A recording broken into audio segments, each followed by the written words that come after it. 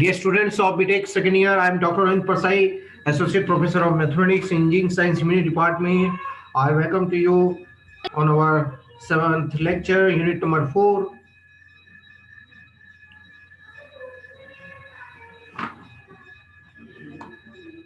After 7 to 8 minutes, I will start the today's session.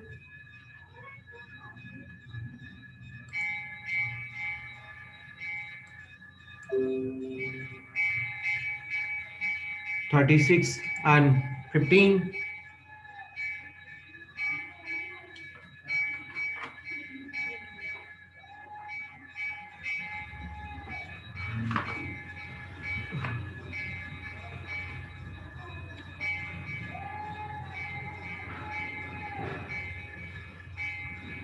(21).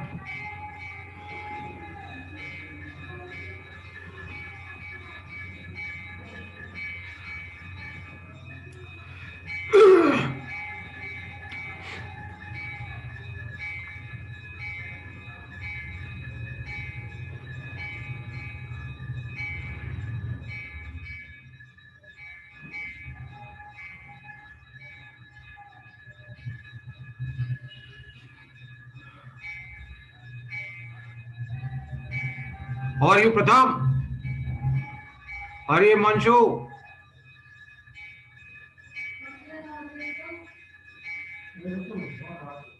Yes sir. कैसे हो? दशहरा कैसा बढ़िया सर. रहा? दशहरा कैसे रहा? छुट्टी एंजॉय किया कि हाँ सर, थोड़ा रिवीजन किया? एंजॉय किया सर. अच्छा अच्छा अच्छा, अब पढ़ाई शुरू कर दो क्योंकि आपका 23, 24, 25 को नेक्स्ट सेकेंड सेमेस्टर होने वाला है। कैलेंडर आपने देख लिया होगा, रिवाइज कैलेंडर में 23, 24 क्या दे रखा है डेट? 22, 23 कुछ दे रखा है एकेडमिक 23, सर 24, एग्जाम कब 25. से मेन एग्जाम? एग्जाम का तो यूनिवर्सिटी की वेबसाइट पे आपको देखना होगा, वही लोग प्लान कर रहे हैं अभी। सर ऑफलाइन होगी ऑनलाइन होगी? दोनों में से कुछ भी हो सकता है बेटा, अभी कुछ ऐसा यूनिवर्सिटी क्लियर नहीं कर रही है। ऋषिकेश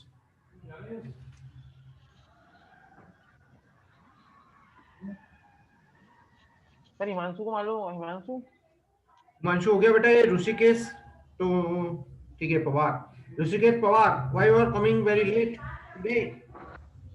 ऋषिकेश, ऋषिकेश पवार इतने दिन बाद कैसे आए बेटे? कहाँ थे?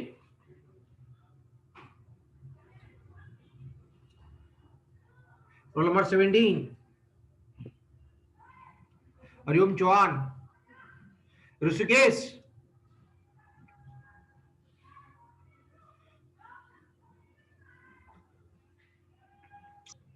after 6 minutes I will start the today's session based on the application of Laplace transform to solve ordinary differential equation. We have seen previously the application based on to solve integral. Now it is the second application. Then we start the Fourier transform of this chapter is the last topic of this unit.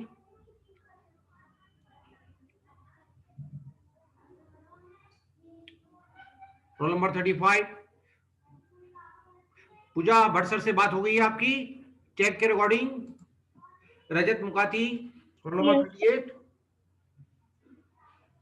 आपका check I think so कल जमा हो चुका है, bank में जमा हो जाएगा चालान।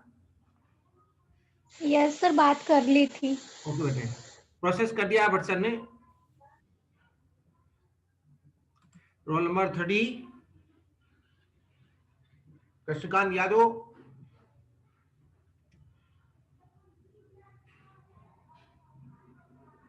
पूजा इस बार सीरियसली तैयारी करिए ताकि आपको नंबर और अच्छे आए। Roll number 18 yes sir. Harleen joining.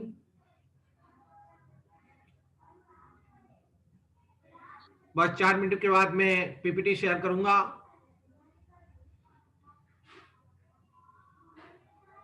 10:01 हो गया है इस पर मैं वॉच।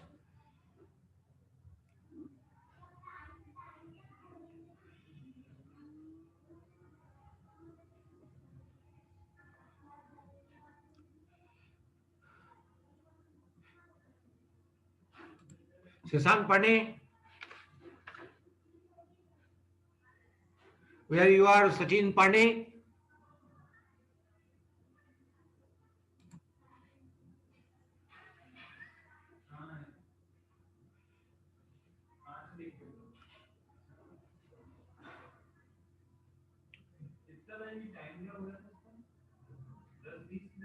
थोड़ा लेट शुरू करते हैं वैदिक छोटू, गुड़िया का क्लास थोड़ा लेट शुरू होता है। रोल नंबर 33 वेट करते रहना है, जल्दबाजी नहीं करना।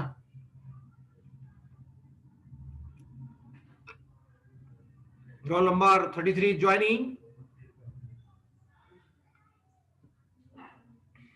खुशी 28,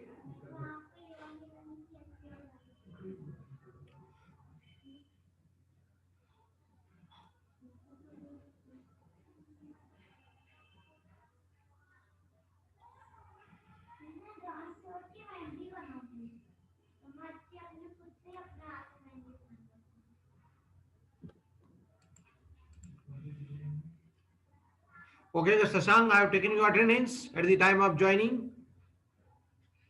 Vijay Katre, roll number 52.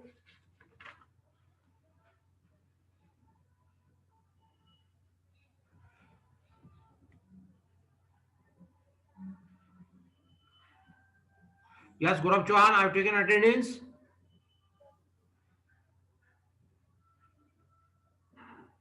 Wait for 2 minutes. Then I am going to share this slide.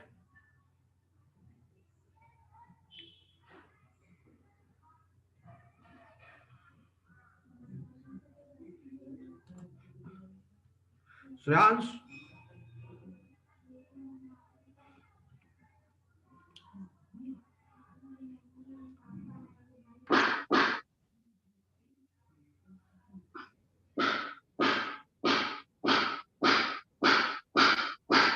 क्या बोलना चाह रहे बेटे?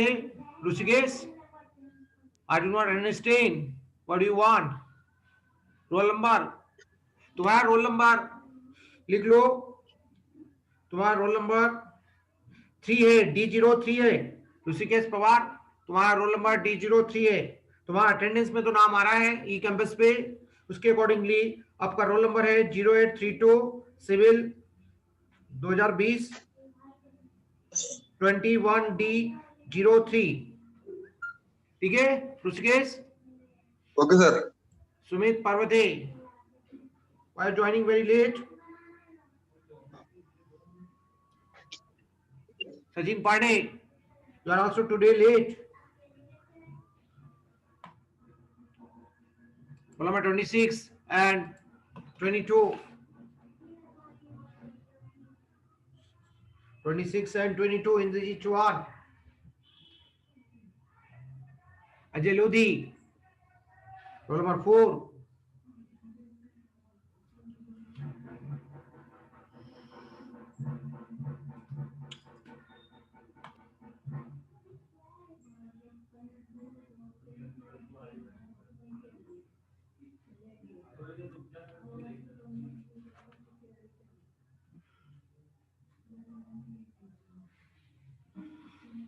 Okay, my dear students, once again, I'm going to share the slide for today lecture.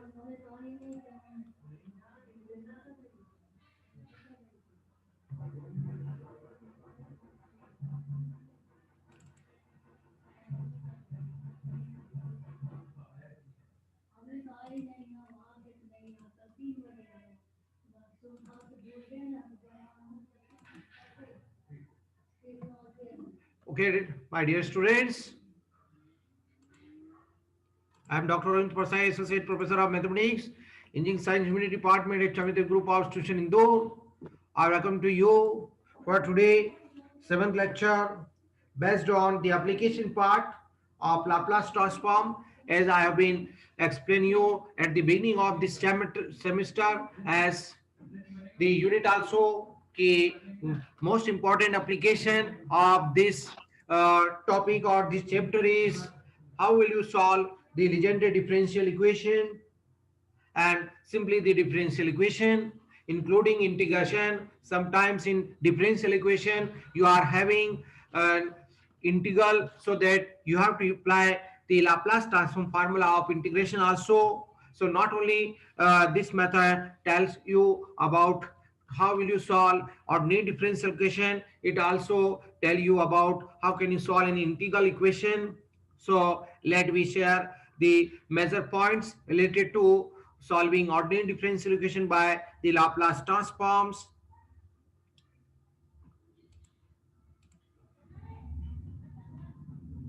That is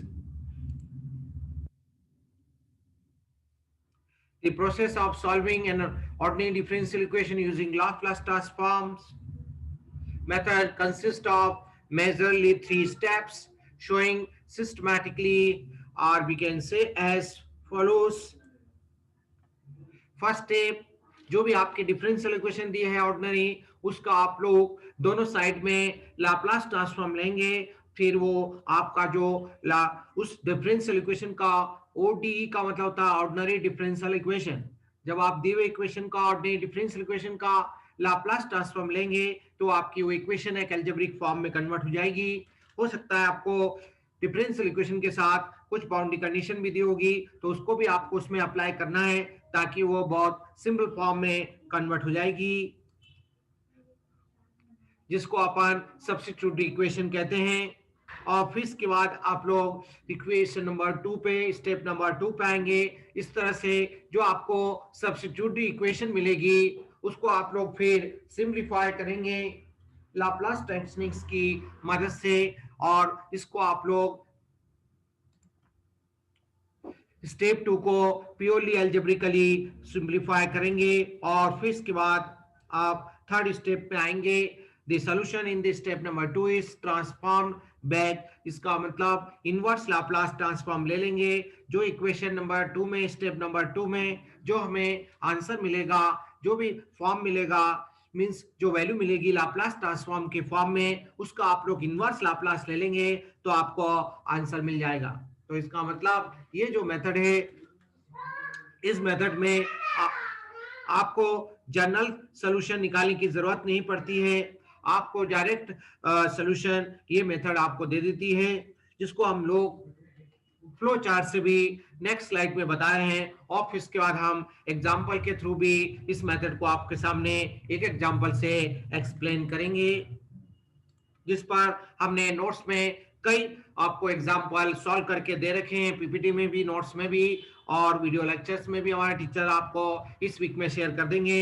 और जो कि आप लोगों को पिछले वीक्स में ऑलरेडी शेयर भी कर दिया है वीडियो लेक्चर श्रुति बोरा मैडम ने, जिसको आप लोग टाइम के साथ देखते रहिए। और भी कोई समस्या हो तो मुझसे आप कांटेक्ट करते हैं, व्हाट्सएप से कांटेक्ट कर लीजिए, टेलीफोन लगा लीजिए, कभी भी कोई भी डाउट हो, कोई भी समस्या हो। ये रहा हमारी स्टेप। सबसे पहले जो भी हमारा प्रॉब्लम दिया हुआ है, क्योंकि उसमें इनिशियल और बाउंड्री कंडीशन दी होगी, तो इसलिए अपन इसको इनिशियल वैल्यू प्रॉब्लम बोलते हैं। इसका अपन लाप्लास ट्रांसफॉर्म लेंगे तो ये अलजेब्रिक इक्वेशन में कन्वर्ट हो जाएगा, और फिर इसको अपन सॉल्व करेंगे। सॉल्व करने के बाद फिर लास्ट स्टेप में हम इसका लाप्लास इनवर्स लेंगे तो हमको उसका फाइनल सॉल्यूशन मिल जाएगा प्रॉब्लम का, जिसको हम लोग नेक्स्ट स्लाइड में एग्जांपल के थ्रू एक्सप्लेन करने जा रहे हैं। इस मेथड को क्वेश्चन पूछा जाता है कि solve the following equation by using Laplace transforms. ये क्वेश्चन पूछने का तरकीब है। ये रहा आपके सामने dy by dt plus 2 of y, integration का साइन है 0 से t, y dt sine of t दिया हुआ है। आपको कंडीशन दे रखी है, that is t equal to 0 पे y की वैल्यू आपको दे रखी है जो कि आपके पास 1 है। इस तरह से आप लोग पहले प्रॉब्लम का एनालिसिस करेंगे, रीजनिंग करेंगे, और फिर इसके बाद स्टेप बाय स्टेप हम इस प्रॉब्लम को नेक्स्ट स्टेप में सॉल्व करेंगे।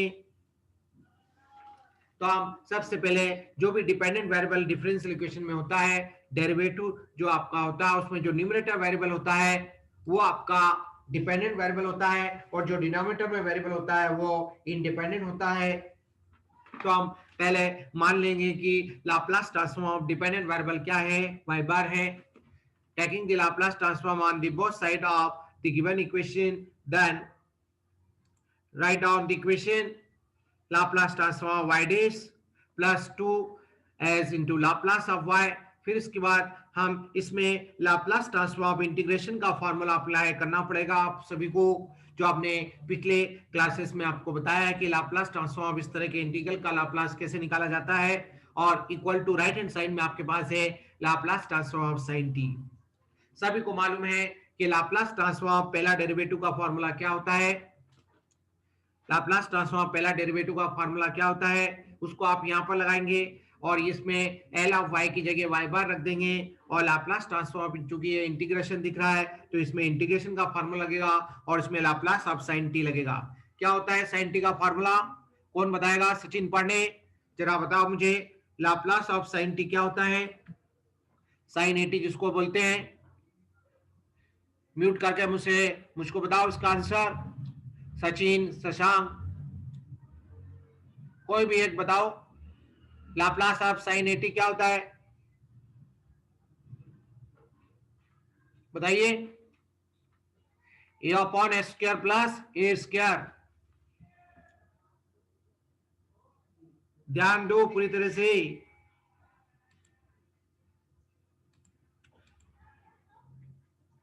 वही हमने आपके सामने फॉर्मूले एनालाइज किए हैं आपके सामने कि लाप्लास ट्रांसफॉर्म फर्स्ट डेरिवेटिव का फॉर्मूला होता है s into Laplace of y minus f of zero. F of zero f की जगह वाई है, एफ मतलब होता है डिपेंडेंट वेरिएबल, यहाँ पर डिपेंडेंट वेरिएबल आपका वाई है। एम आई राइट कृष्णकांत यादव? फिर के बाद एफ ऑफ जीरो मतलब वाई ऑफ जीरो पे वैल्यू आपको बंद रखिए और लाप्लास ऑफ वाई को हमने वाई बार एज्यूम किया है, तो s इंटू वाई बार माइनस वन, ये आपके पहले टर्म की वैल्यू हो गई। फिर दूसरे टर्म के हमारे पास जो वैल्यू है लाप्लास ट्रांसफॉर्म इंटीग्रेशन का जो फॉर्मूला आपको बताया था उसको भी यहाँ पर मैं रिवाइज करके आपको बता रहा हूँ, one upon s into Laplace of y of t. Laplace of y of t मतलब Laplace of y, Laplace of y को अपन ने वाई बार से डिनोट किया है, तो आपके सामने ये जो लाप्लास ट्रांसफॉर्म इंटीग्रल है इसकी वैल्यू हो जाएगी आपकी वाई बार अपॉन एस। ये वैल्यू आप लोग सब्स्टिट्यूट करेंगे और साथ में मैंने आपके सामने साइन ए टी का भी वैल्यू बता रखा है। ए का मतलब टी का जो कोएफिशिएंट साइन एंगल फंक्शन में होता है वो ए होता है, यहाँ पर टी का कोएफिशिएंट 1 है मतलब ए की वैल्यू 1 है, तो फार्मूले के हिसाब से ए मतलब 1 अपॉन एस स्क्वायर प्लस ए स्क्वायर। यदि यहाँ पर हाइपरबोलिक फंक्शन होता तो डिनोमिनेटर में माइनस आ जाता, ये नॉर्मल साइन फंक्शन है तो इसमें प्लस ही रहेगा, तो ये हो जाएगा आपका 1 अपॉन एस स्क्वायर प्लस 1। अब ये तीनों चारों वैल्यू आप अपने प्रीवियस इक्वेशन में रख देंगे और साथ में इनिशियल कंडीशन भी आपने ऑलरेडी रख दी है और सॉल्व कर लेंगे, जिसको अपन बोलते हैं एल्जेब्रिकली। ये रहा आपके सामने। इस तरह से जो आपका इक्वेशन में सब्स्टिट्यूशन करेंगे तो आप जो टर्म्स होगी वाई बार की उसमें से वाई बार कॉमन ले लेंगे तो आपके सामने ये एक्सप्रेशन मिलेगा, जिसमें वाई बार नहीं होगा उसकी एक ही टर्म होगी, इसको हमने राइट हैंड साइड में रखा है, और जिसमें वाई बार की टर्म है उसमें से वाई बार कॉमन ले लिया है उसको लेफ्ट साइड में रखा है। अब इसके बाद ये जो पूरा जो कोएफिशिएंट है इसको 1 करेंगे मतलब वाई बार को सेपरेट करेंगे, तो ये जो भी एक्सप्रेशन होगा जब राइट हैंड साइड में जाएगा तो उल्टा पुल्टा हो जाएगा।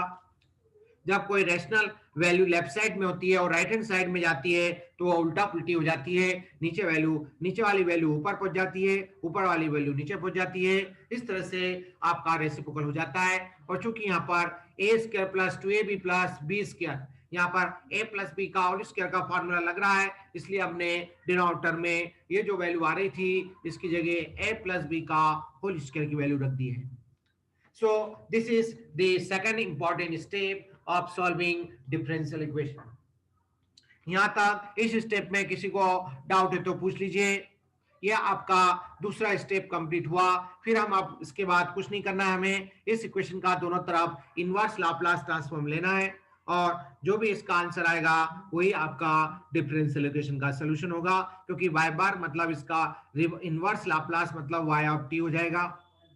राइट, जैसे आप Laplace of f of t को एफ ऑफ एस से डिनोट करते हैं और उसका इनवर्स लेते हैं तो आपको original function f of t मिल जाता है। तो हमें ओरिजिनल फंक्शन वैल्यू की चाहिए, हमें वाई ऑफ टी की वैल्यू चाहिए, मतलब वाई चाहिए। ठीक है Shreyansh? Shreyansh? Yes sir. Roll number 45।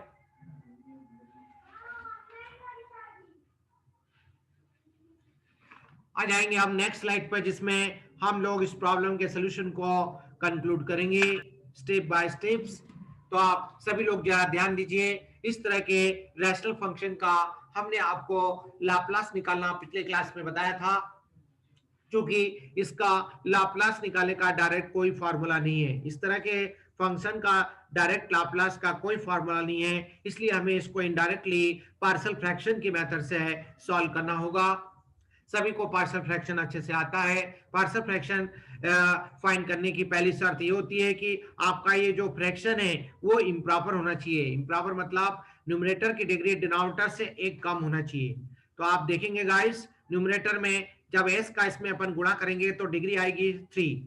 Highest power of variable को डिग्री बोलते हैं।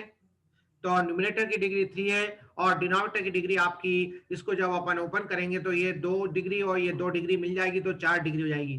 तो नीचे की डिग्री 4 है, ऊपर की डिग्री 3 है, मतलब न्यूमरेटर की डिग्री डिनोमिनेटर से कम है। इसका मतलब इसका पार्शियल फ्रैक्शन परमिट हो रहा है, मींस फिजिबल है। अब हमारे पास जो रूल कहता है, हम इस तरह से, जब आपके पास क्वाड्रेटिक फैक्टर होता है, जब आपके पास रिपीटेड लीनियर फैक्टर होता है, तो उसका लाप्लास, उसका पार्शियल फ्रैक्शन कैसे किया जाता है, ये सभी को 12th क्लास में बताया गया होगा रूल। और बीच में हमने पिछले सेमेस्टर में भी पार्शियल फ्रैक्शन को हमने अप्लाई किया था, यहाँ पर फिर से हम अप्लाई कर रहे हैं। तो चूंकि आपके पास रिपीटेड लीनियर फैक्टर है, लीनियर फैक्टर क्यों बोल रहे हैं इसमें, क्योंकि इसमें अंदर वाला जो फैक्टर है उसकी पावर 1 है और ये वाला क्वाड्रेटिक है। ओके, तो एवरी रिपीटेड लीनियर फैक्टर्स के लिए पहले अपन सिंगल कांस्टेंट लेंगे न्यूमरेटर में, फिर इसके बाद दूसरा कांस्टेंट लेके इसका होल स्क्वायर लिख देंगे। यदि यहाँ पर 3 डिग्री होती है, इसकी पावर 3 बार रिपीट होता, तो हमें एक और टर्म लिखना पड़ता और फिर इसके बाद लिखते c/s+1 का होल क्यूब। ठीक है, और फिर इसके बाद ये जो क्वाड्रेटिक है, तो क्वाड्रेटिक के लिए अपन पार्शियल फ्रैक्शन कैसे करते हैं, न्यूमरेटर में लीनियर टर्म्स आती है, तो इसलिए ए और बी 2 कांस्टेंट ऑलरेडी ले चुके हो। अब आपको दूसरे 2 कांस्टेंट लेना होंगे, एक होगा सी और दूसरा डी, तो cs+d/s²+1। अब हमारा ऑब्जेक्टिव है इन कांस्टेंट की वैल्यू को निकालना। कैसे निकालते थे आप लोग कांस्टेंट की वैल्यू को, एलसीएम लेते थे। तो वही किया हमने, इसके बाद इस पूरे इक्वेशन का एलसीएम लिया, तो यहाँ पर मल्टीप्लाई होगा a × s+1 और s²+1। यहाँ पर इससे एलसीएम से ये पावर कट जाएगी तो आपका s²+1 आएगा। यहाँ पर ये s²+1 कट जाएगा तो s+1 का होल स्क्वायर से इसके साथ मल्टीप्लाई होगा। तो एलसीएम लेने के बाद आपके पास इस तरह का एक्सप्रेशन मिलेगा। और फिर इसके बाद हम इसमें s की डिफरेंट वैल्यूज रखते जाएंगे। ये एक ऑप्शन ये भी है, दूसरा ऑप्शन आपके लिए और भी हो सकता है जिसमें आप लोग ये सब्स्टिट्यूशन रखें, जिसमें आप ये कांस्टेंट की वैल्यू को निकालते हैं। तो s की वैल्यू -1 रखिए और फिर इसके बाद हमने s की वैल्यू -1 रखने से इसको सॉल्व करिए। सभी लोग अपनी कॉपी में सॉल्व कीजिए और बताइए क्या वैल्यू मिल रही है। जब इस इक्वेशन को आप लोग सॉल्व करेंगे, क्योंकि हमारे पास 3 कांस्टेंट है, 4 कांस्टेंट है, ए बी सी डी, हमें कैसे पता लगा कि -1 रखना है, इसका क्वेश्चन पूछ सकते हैं। तो इसके लिए आंसर ये है सिंपली कि क्योंकि आपके पास ए बी सी डी कितने अननोन है, 4 अननोन है, और इक्वेशन कितनी है आपके पास, एक ही इक्वेशन है। ये कब फिजिबल होगी, जब आपके 4 कांस्टेंट में से 3 इंडिपेंडेंट होंगे। तो इसलिए हम तीनों को जीरो करने के चक्कर में हमने क्या किया है कि ए की वैल्यू पहले हम निकालने की, ए की वैल्यू निकालने जाएंगे तो फिर वो दिक्कत होगी, इसलिए अपने को बी की वैल्यू निकालने में आसानी होगी, क्योंकि एस की जगह -1 रखने से आपका पहली टर्म 0 हो जाएगी और लास्ट टर्म 0 हो जाएगी, तो आपको बी का मान मिल जाएगा आसानी से। इस इक्वेशन को सॉल्व करने से बी का मान आसानी से मिल जाएगा। और यदि आप बोलेंगे कि सर यदि s की वैल्यू 0 रखें, s की वैल्यू 0 रखने से कुछ होना नहीं है, क्योंकि a + b + c + d सभी लोग एग्जिस्ट करेंगे, इसमें आपको आसानी से इंडिपेंडेंटली आंसर मिल नहीं पाएगा। इसलिए सबसे पहले हमने ये सोचा, यदि यहाँ पर s+2 होता, इस जगह होता s+1 की जगह s+2 होता, तो आप यहाँ पर सब्स्टिट्यूशन -2 रखते। Depending upon this type of equation, it depends upon this type of expression. Okay guys, तो आपने देखा लेफ्ट साइड में रखा, राइट हैंड साइड में रखा -1, तो आपके सामने -3 लेफ्ट साइड में आ रहा है और राइट हैंड साइड में 2 ऑफ बी आ रहा है, जिससे आपको बी का मान मिल रहा है -3/2। अब इसके बाद हमने s की वैल्यू 0 रख दी है और चूंकि एक मान b का आ चुका है, इसलिए ये इक्वेशन आप लोग एक्सेप्ट कर लेंगे। तो आपकी ये जो दो वैल्यू है, 3 अननोन जो है 2 में कन्वर्ट हो जाएंगे। Now equating the coefficient of s square and s cube,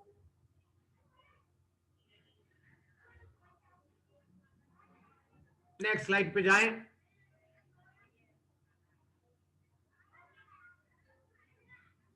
next step, इस तरह से आपके सामने जब आप s क्यूब का कोएफिशिएंट दोनों तरफ इक्वेट करते हैं तो आपके पास ये इक्वेशन मिलती है 0 = a + b + 2c + d। Left side में इसका जो कोएफिशिएंट होता है वो 0 होता है, मतलब टर्म होती नहीं है s क्यूब की, इसलिए आपका कोएफिशिएंट 0 है। राइट हैंड साइड में फिर इसके बाद 1 = a = c आपको मिल जाता है।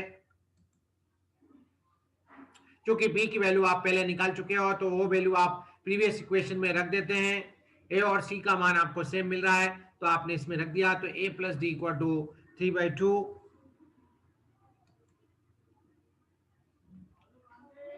a + 2c + d = 3/2।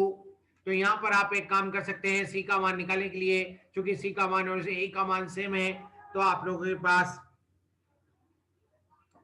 इससे आप अपने वैल्यू को क्रॉस चेक कर सकते हैं। तो आपके पास a + d = 3/2 आता है, 2c = 0, that is c = 0,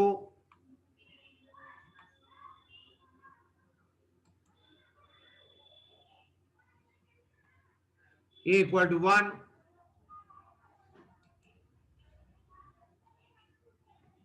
a + d = 3/2 and a = 1, जो कि हमने पहले रखा है, इस बात को हमने यहाँ पे रिपीट कर दिया है, d = 1/2।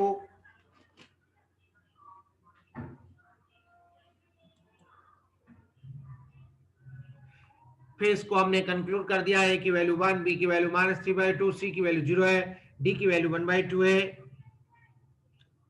आपके पास एक ऑप्शन कोएफिशिएंट निकालने का ये है, एक और ऑप्शन मैं आपको ऑलरेडी बता देता हूं।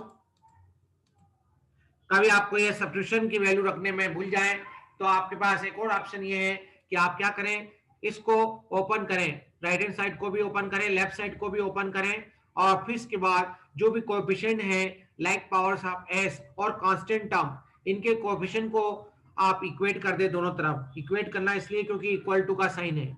इक्वेट करके भी आप लोग इन कांस्टेंट का मान ABCD की वैल्यू निकाल सकते हैं।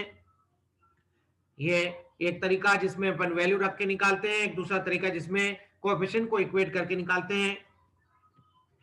दोनों ऑप्शन आपके पास ओपन है, जिससे आपको अच्छा लगे, ठीक लगे, आप कर सकते हैं। मैं जनरली ऑप्शन जो अडॉप्ट करता हूं वो इक्वेट करने वाला, सिंपलीफाई करने वाला यूज करता हूं, जो हम सबके लिए कन्वीनियंट होता है, क्योंकि इसमें सब्स्टिट्यूशन करने में टाइम ज्यादा लगता है। इक्वेट करने में क्या है, एक बार आपको सिंपलीफाई करना लेफ्ट साइड को, राइट हैंड साइड को, और दोनों के बीच में चूंकि इक्वल का साइन है, तो दो पॉलिनोमियल इक्वल कब होते हैं, जब उनके कोएफिशिएंट लैग पावर्स के और कांस्टेंट टर्म सेम होते हैं। बस इक्वलिटी ऑफ पॉलिनोमियल की कंडीशन हम अप्लाई करते हैं। अब हम ये वैल्यूज को ऊपर रख देंगे, तो आपके पास y बार की जो इक्वेशन आ रही है वो 1/s + 1 - 3/2, जो कि आपके b की वैल्यू है s + 1 का होल स्क्वायर, c की वैल्यू 0 होने से, ये d की वैल्यू रखने से आपके पास इस तरह से ये एक्सप्रेशन मिल जाता है, जिसको अपन सब्स्टिट्यूट इक्वेशन कहते हैं। इस इक्वेशन को सब्स्टिट्यूट इक्वेशन टेक्निकल भाषा में कहा जाता है। अब उसके बाद लास्ट स्टेप में हम इस इक्वेशन का दोनों तरफ लाप्लास इनवर्स ले लेंगे, क्योंकि प्रत्येक टर्म का राइट हैंड साइड में हम लाप्लास निकाल सकते हैं। वही करने जा रहे हैं अगली स्टेप में। और चूंकि हर टर्म में फंक्शन डिफरेंट है, different term having different function, इसलिए उनका लाप्लास इनवर्स भी डिफरेंट तरीके से ही निकलेगा। ये रहा आपके सामने, इसलिए अपन ने लीनियरिटी की प्रॉपर्टी से इसको डिस्ट्रीब्यूट कर दिया है। L इनवर्स ऑफ 1/s + 1 और माइनस का साइन एज इट इज है 3/2। यहाँ पर आप देख रहे हैं s + 1 का होल स्क्वायर, तो यहाँ पर आपका फर्स्ट शिफ्टिंग थ्योरम लग रहा है, इसलिए हमने फर्स्ट शिफ्टिंग थ्योरम से यहाँ पर इसकी पावर्स में से ए जो है 1 को अलग कर दिया, तो ये ए की वैल्यू यहाँ पर -1 दे रखी है, तो e की power -t into Laplace inverse of s plus 1 की जगह s रख देते हैं। ये शिफ्टिंग थ्योरम बोलता है, तो Laplace inverse of 1/s² plus 1/2 of l inverse of, इसको अपन एज इट इज रखेंगे क्योंकि इसका लाप्लास इनवर्स स्टैंडर्ड होता ही है, sin 80 होता है इसका लाप्लास, और इसका लाप्लास होगा e रेज़ टू -80।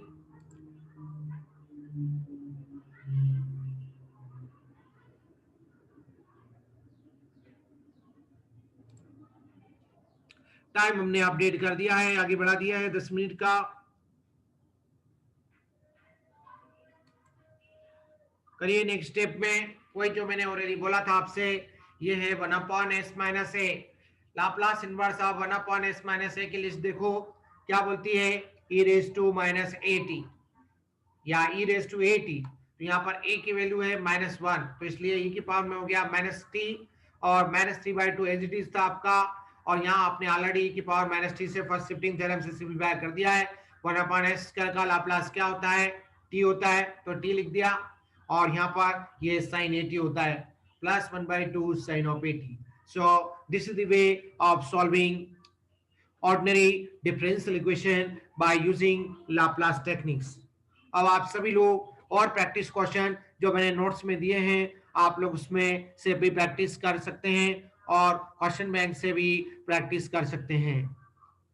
इस तरह के क्वेश्चन और सॉल्व कर लीजिएगा तो आपकी पोजीशन स्ट्रांग हो जाएगी इस एरिया में, इस पार्ट में, जो कि इस यूनिट नंबर 4 का सबसे मेजर पार्ट था लाप्लास ट्रांसफॉर्म। अब उसके बाद आपका एक स्मॉल पार्ट है जिसको हम लोग बोलते हैं फोरियर ट्रांसफॉर्म। हाँ बोलिए गौरव, कहिए बेटे, गौरव चौहान म्यूट करके बोलिए। गौरव कहाँ गौरव? हाँ बोलो बेटे, कहिए गौरव। गलती से दब गया था सर, गलती से दब गया था, सॉरी इसके लिए। अच्छा अच्छा, चलो बेटे, अब मैं आपके सामने थोड़ा नेक्स्ट स्लाइड का कुछ बेसिक बताना चाह रहा हूं आज की क्लास में आपको, जो कि है हमारा फोरियर ट्रांसफॉर्म, जिसको हम लोग कल और प्रॉब्लम्स प्रैक्टिस करेंगे इस टॉपिक के ऊपर, जो कि इस यूनिट का आपका लास्ट टॉपिक है, क्योंकि आपके पास as per the calendar, academic calendar, we are having limited number of days for teaching here. So ये हमारा 8th लेक्चर होगा जिसमें हम लोग फोरियर ट्रांसफॉर्म को की मेथड भी सीखेंगे। अभी हमने इसमें सबसे पहले लाप्लास ट्रांसफॉर्म की टेक्निक सीखी, अब हम फोरियर ट्रांसफॉर्म की टेक्निक सीखेंगे, क्योंकि ये भी एक इंटीग्रल ट्रांसफॉर्म होता है फोरियर ट्रांसफॉर्म, जिसको कि फोरियर नाम का एक फेमस साइंटिस्ट ने इस मेथड को जनरेट किया था। ये वही व्यक्ति है जिसने फोरियर सीरीज को भी जनरेट किया है। सभी को मैंने फर्स्ट सेमेस्टर में आपको थर्ड यूनिट में सीरीज का कॉन्वर्जेंस आपको बताया था, सीक्वेंस एंड सीरीज का, जिसके लास्ट पार्ट में फोरियर सीरीज था। तो ये वही नाम का व्यक्ति है जिसने एक इंटीग्रल ट्रांसफॉर्म मेथड भी दी है। जैसे लाप्लास ट्रांसफॉर्म आपको बताया है, उसी तरह से फोरियर नाम का एक साइंटिस्ट हुआ जिसने एक इंटीग्रल ट्रांसफॉर्म की मेथड दी है। तो जो आपका कोई भी फंक्शन एफ ऑफ एक्स यदि दिया है, इसका फोरियर ट्रांसफॉर्म को हम डिनोट करेंगे एफ ऑफ एस से, capital F of S. S का मतलब ये इसका भी रोल वही है, ये फ्रीक्वेंसी डोमेन को, टाइम डोमेन को फ्रीक्वेंसी डोमेन में कन्वर्ट करता है, जिसमें एक साइड में एक वेरिएबल होता है, दूसरे साइड में उसका पैरामीटर होता है, लेकिन इसमें जो इंटीग्रेशन की लिमिट होती है वो स्पेसिफाइड है, वो एक रियल लाइन होती है, पूरी रियल लाइन होती है। सभी को मालूम है रियल लाइन मतलब रियल इंटरवल का टोटल रेंज क्या होता है। रियल लाइन, रियल इंटरवल का रेंज क्या होता है, -∞ से +∞, ठीक है। और इसमें लिमिट के बाहर इंटीग्रेशन में होता है 1/√2π, जो कि एक कांस्टेंट मल्टीपल होता है। जो भी आपका फंक्शन दिया है, जिसका भी आपको फोरियर ट्रांसफॉर्म एग्जामिनर पूछेगा, उसको आप लोग यहाँ पर इंटीग्रेशन में रखेंगे और e की power minus S into x dx करेंगे, इंटीग्रेट करेंगे वेरिएबल के रिस्पेक्ट में। जो भी वेरिएबल आपको x दिया है तो x के रिस्पेक्ट में इंटीग्रेशन करेंगे, t दिया होगा तो आप t के रिस्पेक्ट में इंटीग्रेशन करेंगे। तो यहाँ पर आपको फिर से इंटीग्रेशन का फार्मूला आपको याद रखना होगा, क्योंकि इसमें भी इंटीग्रेशन बाय पार्ट्स का फार्मूला भी लगेगा और कभी कभी आपको स्टैंडर्ड फार्मूले इंटीग्रेशन के भी अप्लाई करने होंगे। अब इसका चूंकि यदि फूरियर ट्रांसफॉर्म है तो इसका इनवर्स भी एग्जिस्ट करेगा, क्योंकि यदि हम कोई ट्रांसफॉर्म मेथड समझते हैं तो उसका इनवर्स भी समझना होता है। जब हम दोनों सीख लेते हैं वाइस वर्सा, जैसे कि अपन को डिफरेंशिएशन आपने समझा तो उसका इनवर्स प्रोसेस भी सीखना होता है, इंटीग्रेशन जिसको बोलते हैं। तो इंटीग्रेशन और डिफरेंशिएशन दोनों एक दूसरे के कॉम्प्लीमेंट हैं। यदि आप एक ही की बात समझेंगे और दूसरे को नहीं समझेंगे तो आपका स्टडी इनकम्प्लीट रहेगा। तो उसी तरह से यहाँ पर भी वही बात है कि आपने फूरियर ट्रांसफॉर्म से लाप्लास समझा तो उसका इनवर्स भी आपने समझा, उसी तरह से यहाँ पर फूरियर ट्रांसफॉर्म तो उसका इनवर्स भी समझना होगा। तो ये इनवर्स का आपके सामने ये फार्मूला है, f of x upon under root of 2 pi limits of integration minus plus infinity। Obviously आप करते क्या है, जब इनवर्स ट्रांसफॉर्म डिफाइन करते हैं तो इसके लिए आपको उसका लाप्लास ट्रांसफॉर्म की जरूरत पड़ती है। ठीक उसी तरह से यहाँ पर भी यदि आपको इनवर्स फूरियर ट्रांसफॉर्म निकालना है तो उसका पहले आपको फूरियर ट्रांसफॉर्म मालूम होना चाहिए। तो मालूम हो गई सही, आपको एग्जामिनर उसका फूरियर ट्रांसफॉर्म देगा तभी आपसे वो इनवर्स का क्वेश्चन करेगा, नहीं तो क्वेश्चन करेगा ही नहीं। अब हमने चूंकि हमारे सामने कुछ ऐसी परेशानी होती है कि हमारे पास कि जब हम फूरियर ट्रांसफॉर्म निकालने जाते हैं तो हमारे पास फंक्शन कंप्लीटली डिफाइन नहीं होता है, कभी कभी वो साइन फॉर्म में डिफाइन होता है, मतलब हमें हाफ सिग्नल के फॉर्म में भी, हाफ सिग्नल का भी हमें फूरियर ट्रांसफॉर्म निकालना होता है। तो जब हमारे पास हाफ सिग्नल होगा तब उसमें उस केस में हमें हाफ रेंज साइन सीरीज जैसे आप लोग निकालते थे वहां पर इवन और आर्ट के केस में, उसी तरह से यहाँ पर भी आपको कभी साइन फॉर्म में साइन वेव है तो साइन ट्रांसफॉर्म आपको अप्लाई करना होगा। तो फूरियर साइन ट्रांसफॉर्म, तो इस ट्रांसफॉर्म को हमने दो पार्ट में कर दिया है, क्योंकि e की पावर ix, इसको e की पावर आई थीटा को आप साइन में भी लिख सकते हैं और कॉस में भी लिख सकते हैं। e की पावर आई थीटा होता है कॉस थीटा प्लस आई साइन थीटा, तो साइन वाला पार्ट इसके साथ ले लिया है जिसको अपन फूरियर साइन ट्रांसफॉर्म बोलते हैं। क्योंकि ये फूरियर साइन ट्रांसफॉर्म है तो इसका इनवर्स भी हमें पढ़ना पड़ेगा, तो इसलिए हमें इसको भी हमने यहाँ पर डिफाइन कर रखा आपके सामने, जिसको शॉर्टकट में लिख रखा है IFST। आज केवल अपन फार्मूला समझेंगे, कल की क्लास में इस पर क्वेश्चन करेंगे। IFST इसका फुल फॉर्म क्या होगा बेटे? Inverse Fourier sine transform. और स्क्रीन नहीं दिख रही सर, स्क्रीन नहीं दिख रही। स्क्रीन नहीं दिख रही, एक मिनट रुकिए, रुकिए बेटे एक मिनट, पीछे जाते हैं अपन।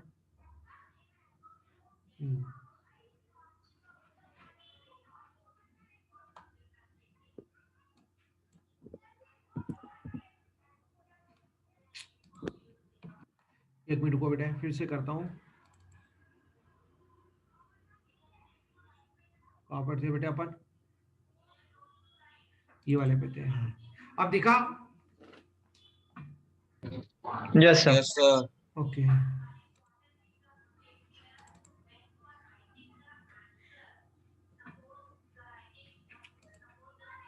तो हम लोग इनवर्स पे थे, इसका मैं डिटेल बता रहा था आपको कि IFST इसका मतलब इन शॉर्ट में इसको डिटेल इसका होता है। I का मतलब stands for inverse, F stands for Fourier, S stands for sine, T stand for transform. तो इनवर्स फूरियर साइन ट्रांसफॉर्म के लिए इनवर्स का ये आपके सामने फॉर्मूला है, जिसमें आपके पास उसका फूरियर साइन ट्रांसफॉर्म मालूम होगा तभी आपसे एग्जामिनर इनवर्स फूरियर ट्रांसफॉर्म का क्वेश्चन करेगा। जैसे हमने ये साइन फॉर्म बताया है उसी तरह से इसका कोसाइन फॉर्म भी होता है, जिसको अपन फूरियर कोसाइन ट्रांसफॉर्म कहते हैं। तो यहाँ पर जहां पर साइन फंक्शन है उसकी जगह कॉस आ जाएगा, सिंपली बस यही परिवर्तन है, इसमें यही चेंज है। फिर इसी के हेल्प से आप लोगों को जैसे मैंने इनवर्स फूरियर साइन ट्रांसफॉर्म बताया है, इसी तरह से इसका इनवर्स फूरियर कोसाइन ट्रांसफॉर्म का भी फार्मूला आपके सामने आ जाएगा। जिसको अपन शॉर्ट में लिखेंगे IFCT, जो कि आपको मैं I think so next slide में बताऊं रहा हूं, या इसमें ही हो गया है, इसी पॉइंट को इसमें ही इसी स्लाइड में शेयर कर दिया है। ये रहा आपके सामने एफ, स्मॉल एफ सफिक्स में सी है, इसका मतलब Fourier inverse cosine transform under root of this under root 2 upon pi 0 से इंफिनिटी, लिमिट हाफ हो जाता है क्योंकि